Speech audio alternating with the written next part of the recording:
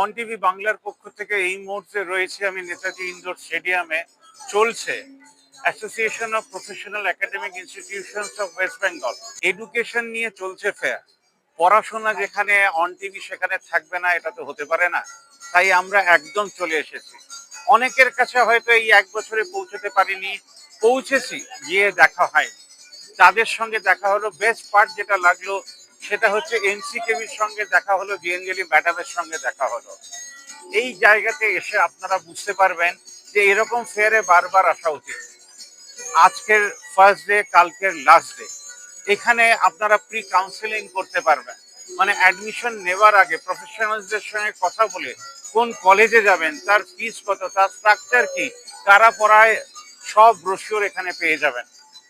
কালকে মনে করে আসবেন সকাল 11টা থেকে রাত্রির 8টা। I am from on TV. ধন্যবাদ।